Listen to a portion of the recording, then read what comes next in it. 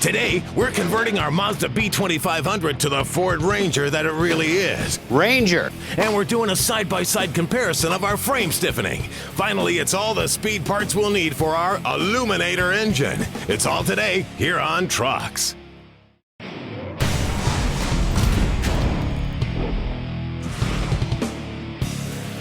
Hey guys, welcome to Trucks. Well, today we're back on Project Rolling Thunder, our V8-powered Mazda B2500 compact truck. When we first started looking for a vehicle to start this project, we were actually looking for a Ford Ranger. But we got a screaming deal on this Mazda 2500. And essentially, it is a Ranger. The cab's the same. The doors are the same. Almost every major component in this vehicle is a Ford Ranger. Heck, it even says made by Ford on the door tag. But we're kind of getting used to the subtle differences that make it a Mazda. But we're still going to change it. Well, why would we change it from the Mazda truck that it is, kind of cool looking, into a Ranger? Well, check this out. This rendering was inspired by an actual vehicle that Ford's SVT team put together using an 01 Ford Ranger and a Ford Lightning drivetrain. Now this truck looks downright mean, and with the power that we've got sitting in the corner waiting to go in it, it's going to back it up too. Now one thing we're definitely not going to change, because it's the same as the Ford Ranger, is this lightweight aluminum hood. Now the rest of the swap is pretty straightforward. And since these fenders have a few dings, dents, and pop knots, well, it would take a little bit of labor to get them ready for paint anyway. So a sheet metal swap makes even more sense. Now this would be a great project for you guys to do at home if you've got a Mazda and you want to turn it into the more popular and to some better looking Ford Ranger. Now we could always do a salvage yard swap. There's plenty of Ford Rangers in the junkyards, but we may end up in the same position as with our Mazda fenders and a little bit of body work to do. So we went online to LMC Trucks website, went through their catalogs, picked out some parts, and here's what we got. We started out with brand new sheet metal Ford Ranger fenders. And the one thing that's distinctly Mazda is the header panel and grille. So we got a Ford Ranger header panel that will support everything else. Now check these out. There's lots of headlight options in their catalogs. These resemble our rendering almost to a T and will give us nice bright refraction, and they're kind of cool looking. They've got several options with the grille. You can have a painted grille or a chrome grille. Again, the painted grille resembles our rendering, so we're going to roll with that, although chrome's an option for you guys. Now, the valance panel has optional fog light ducts. What we're going to do is utilize those as brake cooling ducts, since this is going to be a road racer. So the rest of it, just part swapping. Now, it doesn't take much to tear down the nose of one of these trucks. Just a few simple tools will get the job done. But keep this in mind. This truck's old enough so that some of the plastic parts and fasteners, well, they can get a little brittle. So take care taking it apart. Trust me, get a hardware box. You'll thank me later. Now, all the parts and pieces, well, they're very lightweight. And it might seem like these trucks aren't made of much, but just because the sheet metal is light doesn't mean the underlying structure is not. It's made to absorb impact on a collision, and it's quite strong.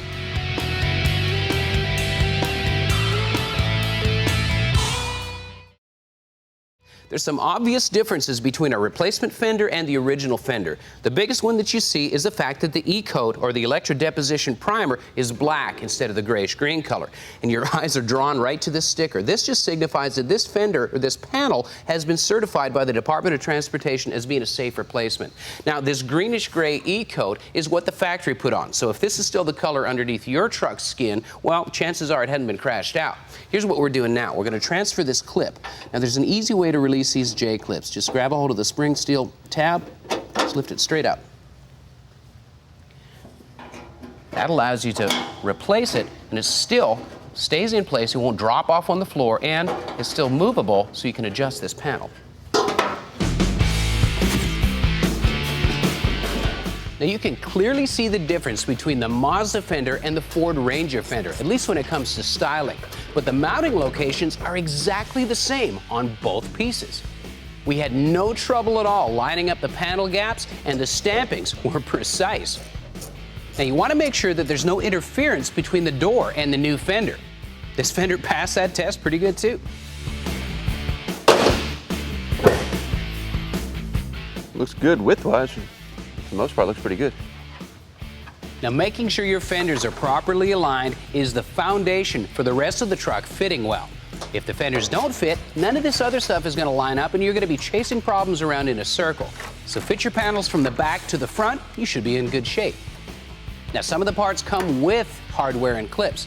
Some of it you got to repurpose from the old parts that you've taken off. We reused the mounting hardware for the headlights and marker lights from the old ones, such as these spring steel headlight mounting clips. They go in from the back side and hold the headlights in, but they can be accessed from the top. Sometimes it takes some specialty tools, so thanks, Matco. All right. Now we're using brand new retainers to hold the grille in from the top, but we transferred the spring steel clips for the bottom from the other header and grille.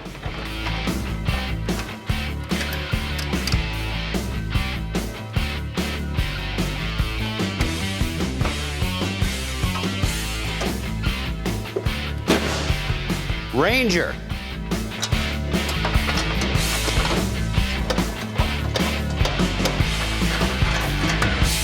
Now with the Mazda front bumper stripped down, guess what? It perfectly matches the profile of the Ford Ranger grille. And that's just proof that there's some crossbreeding going on, and this truly was a Ranger to start with. Now, the lower valance here, like we said, we want to utilize these fog light ports as some kind of brake cooling duct.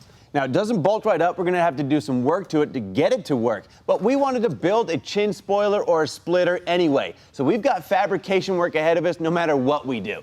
Now, for the minimal time and money investment we've got in this thing, well, we've turned our plain Jane Mazda B2500 into a late model Ford Ranger, and a modified one at that.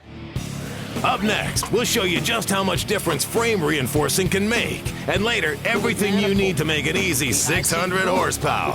Stay tuned.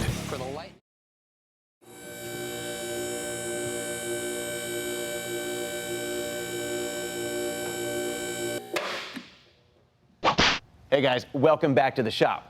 Well, now that we've got 95% of the boxing done to the frame rails of our Ranger, well, we wanted to take a few minutes and show you what adding about 10 pounds worth of 1/8" plate steel can do to the overall stiffness of the chassis. Because if you remember last time, this frame was way too flexible for the use we have intended for this truck, with a good 2.5 inches of flex on the frame before any of the other frame points lifted off the jack stand. And now we've got that number down to about 3/8 of an inch. And that's before we add in the roll cage. And it's without the rear bumper and spare tire carrier holding the rear frame rails together. And with the stiff chassis not doing much flexing or twisting, our coil springs on the suspension will be able to do their job much more effectively. It's quite the drastic comparison when you stack them up side by side.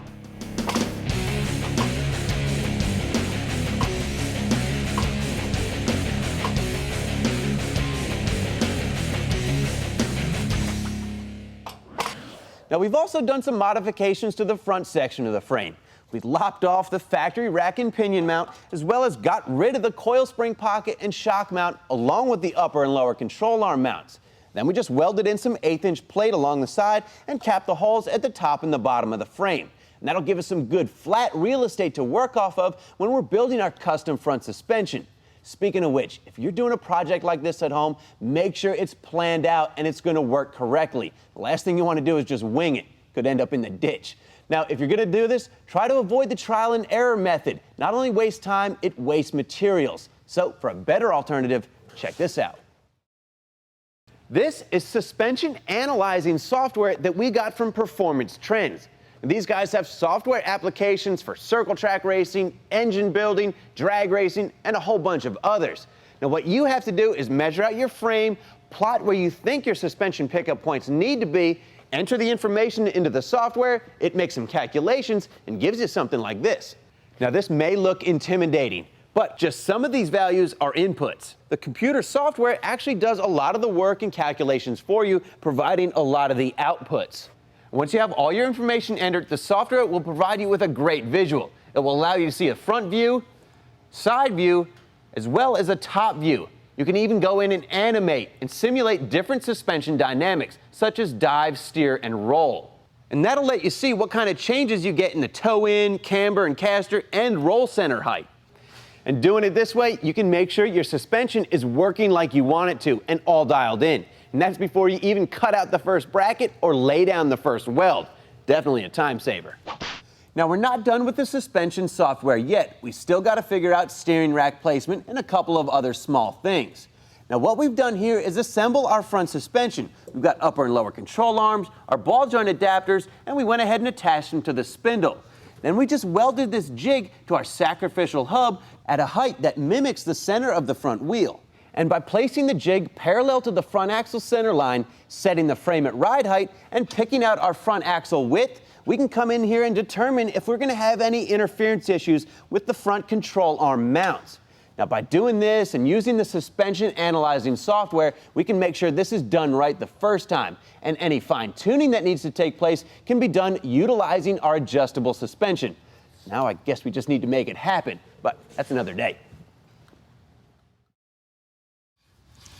Hey guys, welcome back to Trucks. Well, with the solid plan on our suspension well underway, we wanted to talk to you a little bit about the engine swap that we're doing. Now, there's no doubt that there's great aftermarket support for these 4.6 modular engines, in particular from Ford Racing with our 4-valve Aluminator engine here. But you got to keep this in mind. These manufacturers are doing these projects and these products as upgrades, and they're assuming that you either have a core or a complete donor, and that you're going to upgrade using their parts, and that they may not have every single thing that you need to do the swap in their catalog. Now, this upper idler pulley bridge and this AC delete pulley, well, they are from Ford Racing. I'd suggest that you go to Ford Racing's website, search their catalog, see what they do have, but there's some things that we know they don't. Now, you might just be surprised as to how many of these parts are still available at your Ford parts counter. The engines are new enough and popular enough to where they may have replacement parts in stock, or they can find them through their distributors.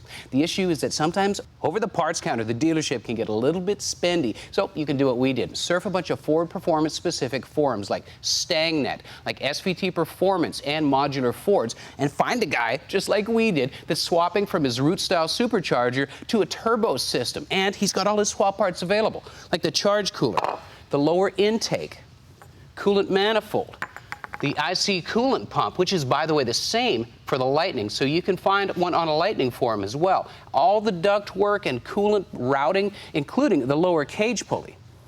My point is this: you're going to have to do some digging and hunting around and swap meeting to find all of this stuff, but hey, that's kind of fun anyways. And once you do have all of the pieces that are going to make up your Terminator and all the accessories, then the aftermarket kicks in. You can turn the wick up.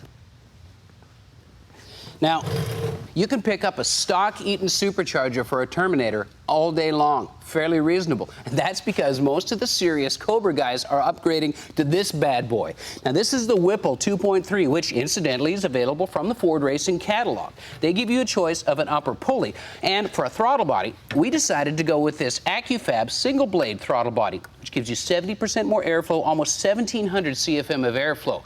Now, this setup is capable of nearly 20 pounds of boost. So to keep up with those extra atmospheres, you got to give it enough fuel. We're using Fore Precision Works' beautiful billet fuel rails, their fuel pressure regulator, and their fuel pump hat that we showed you earlier.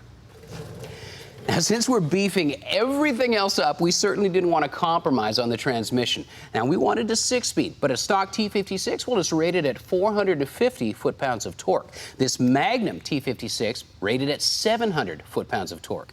Now, there's typical Tremec options, like the choice between a mechanical and electric speedometer sender, but the coolest thing are the multiple shift locations. You can have one on the transmission body and this reversible on the transmission tail shaft housing, giving you 3 different shift locations and lots of different options. Now, the Magnum T56 is essentially an aftermarket version of the TR6060, which is the same transmission found in Shelby GT500 Mustangs, Super Sport Camaros, Cadillac CTSV, SRT8 Challengers, and Z06 and Z71 Corvettes. So if it's tough enough for those high-performance platforms, it's going to do just fine in our little Ranger.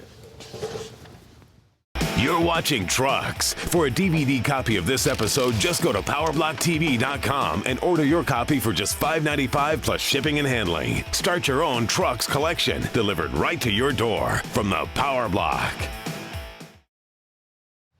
Hey guys, welcome back to the shop.